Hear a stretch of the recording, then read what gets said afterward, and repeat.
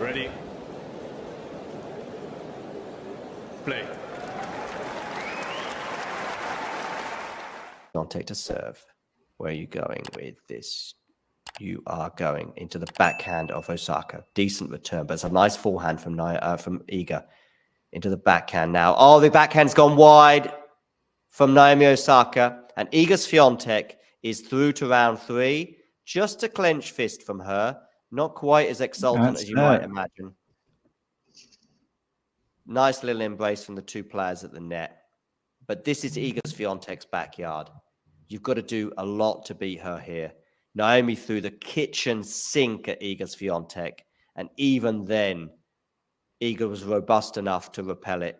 Those short balls, as Naomi was trying to serve it out, though, those 3 points, 2 of which went into the net and the third of which went long, all on the backhand side from memory, and all you would expect her to put away, should put away. But if it's the moment, which it was, there was a double fault as well when she was trying to serve it out too. But listen, Naomi Osaka, you've got a lot to be proud of. And I think it's almost, in defeat, it seems such a weird thing to say, but it almost feels like Naomi Osaka is back every match now and every tournament she enters into. It's almost like, okay. I mean, it's another huge step forward in her return to the tour from having had a kid. It is. I think, we're not going to see like the full Naomi Osaka until we get the hardcourt swing probably. But this was the best match she's ever played on clay by far. I don't care that she lost it. Was it the best match she's ever played? In general, like maybe you could make the argument, but of course the little choke she had at 5-3, yeah, it does sort of make you feel, okay, we can't really say that. But yeah, I mean, she was probably the more impressive player today. I mean, she was just unbelievable, almost from start to finish. Like the fight in the first set, we are already impressed. But then sets 2 and 3, she just completely dominates the baseline. She speaks, like her serving is just so incredible down break points, especially. And obviously, the way she was just sort of still defending pretty effectively, playing close to the baseline and avoiding Iga, just like sending her from one corner to another or anything, just hitting these rapid counters. It was fantastic. And she was the more impressive player today in terms of the game. I mean, definitely. But Iga was the one who was more impressive in terms of the grit. Yeah. It was grit that got her through. I'm going to come to you in a second, Eddie. Hang on.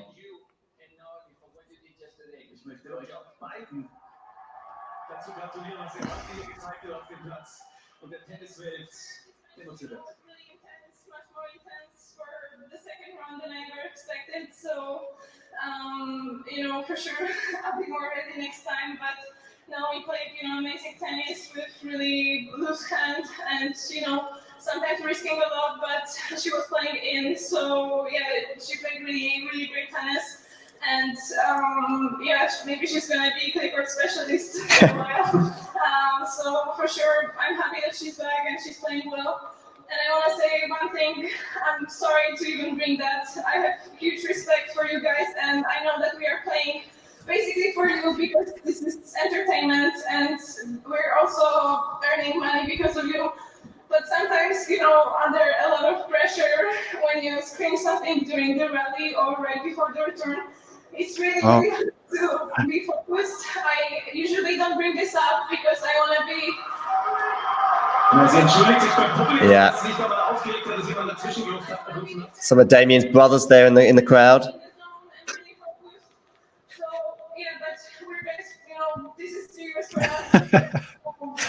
No. Yeah. Oh, Nick Carter joining the chat.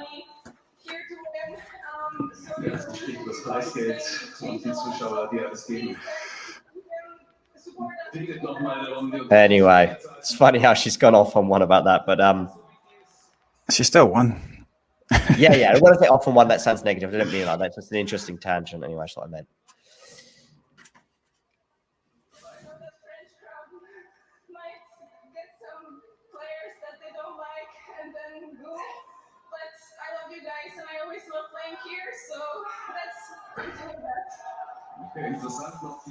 So there we go. Iga Swiatek, of course, through to the third round where she may well be playing Buskova. That's a match, of course, that's been delayed because of the rain until tomorrow. Eddie, give us your sort of hot take on that match as we try and cool down. Yeah, just kind of blown away, really. I don't know, like, because in the first set, I mean, Iga pulled away.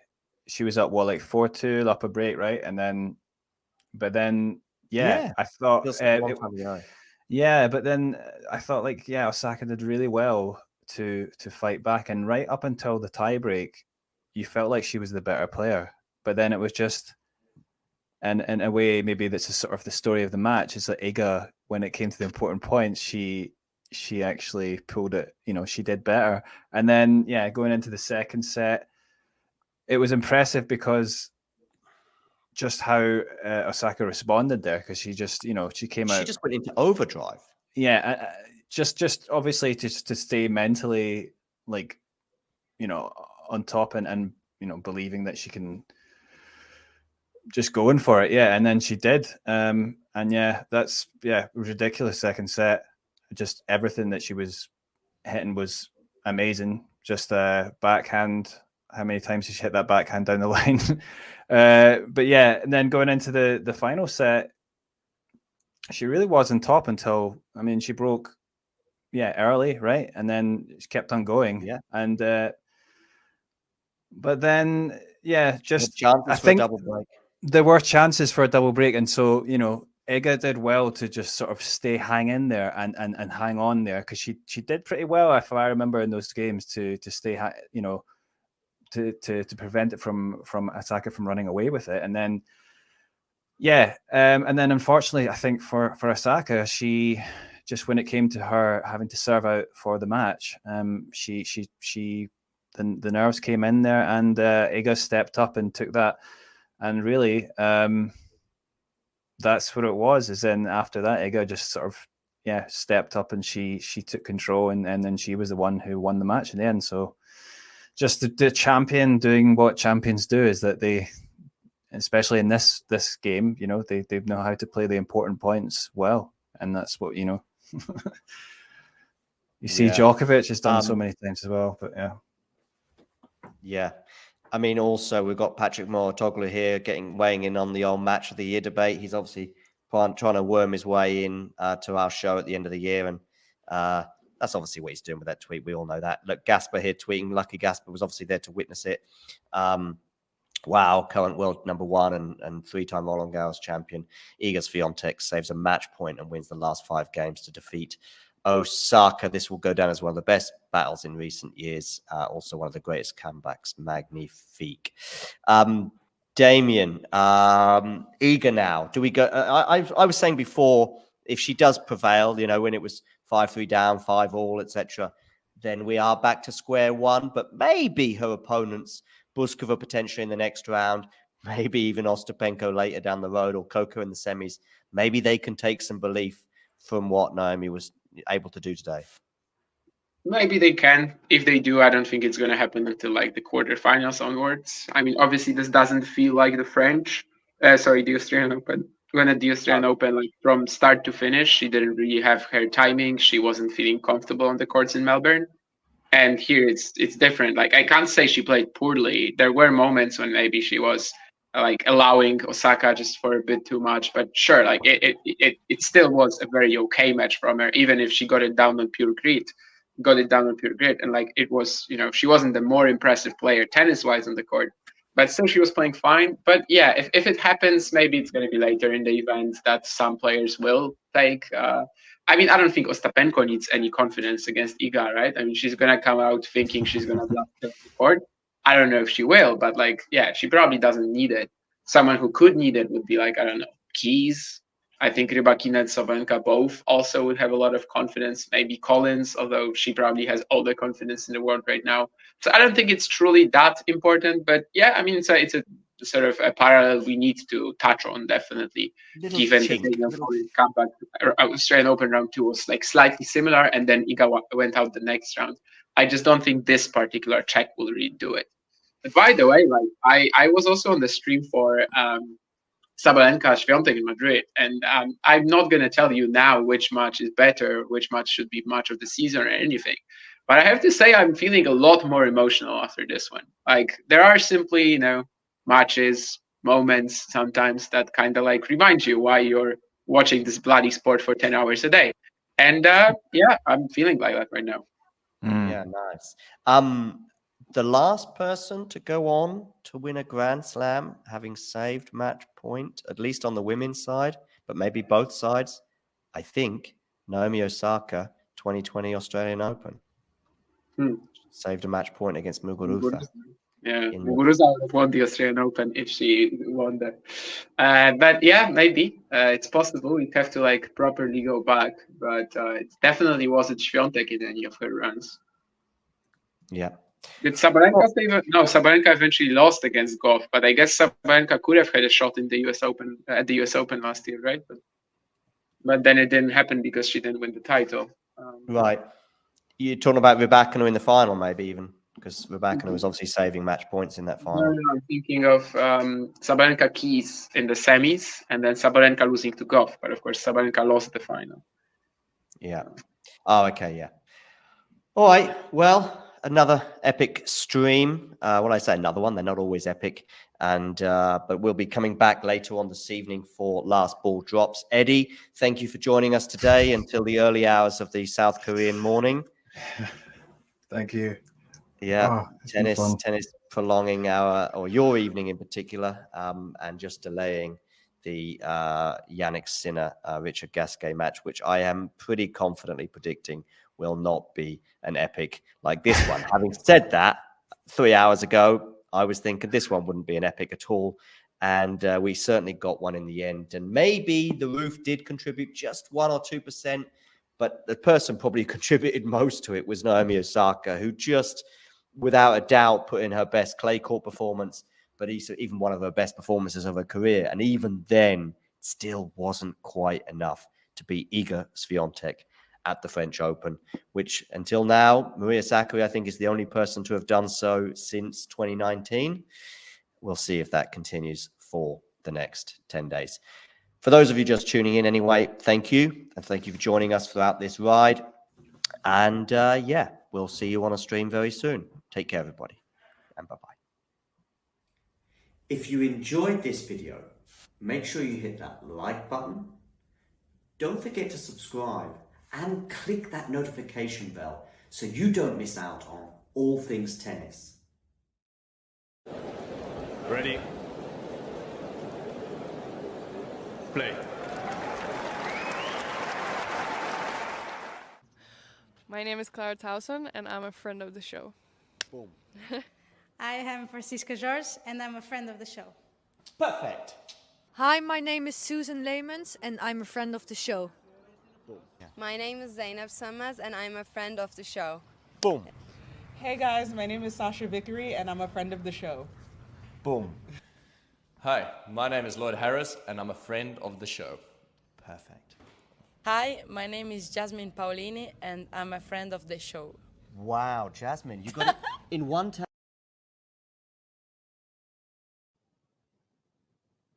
Hey, thanks for taking the time to, well, you haven't got any choice, actually. I'm just talking at you, if you like. But I'm here also to present to you why I think it's not a bad idea and not that expensive as well if you become a member. And this is how you can do it, and this is what you can gain. So if we look here at the Talking Tennis sort of homepage, if you like, on YouTube, we can see this little button here which says join. It is also pinned in the live chat as well, and you can also, I think, see it just below most of our videos, certainly the live ones and so on. Now, why is it a good idea to join and become a member? Well, in the live chat, you can add little funny things, you can add emojis and all sorts of things, but possibly more importantly, you can get to access some live videos, such as this one here, where we look back on the last sort of few moments from the Billie Jean King Cup. So there are little bonuses such as this one, But there are many, many more. And in fact, if we have a quick look at all of the members only stuff, I repeat, you will see very, very quickly some of the top stuff that we've had for members only over the last 12 months since the channel began. Remember, these videos are for members only. You can become a member from as little as about $2 a month, €2 a month, £2 a month, something like that. There are various different things. Oh, and by the way, you'll also be supporting the channel. So it's a win-win-win-win scenario.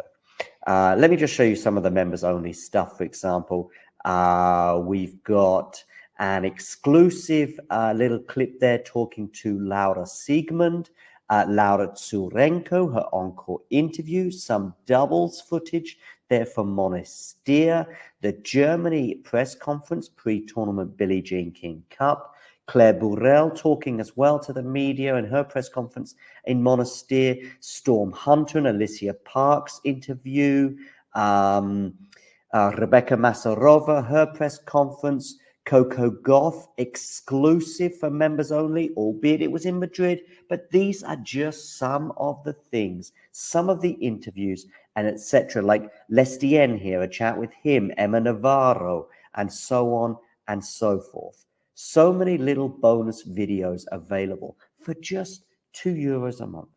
So what are you waiting for? Become a member. Or don't. It's okay.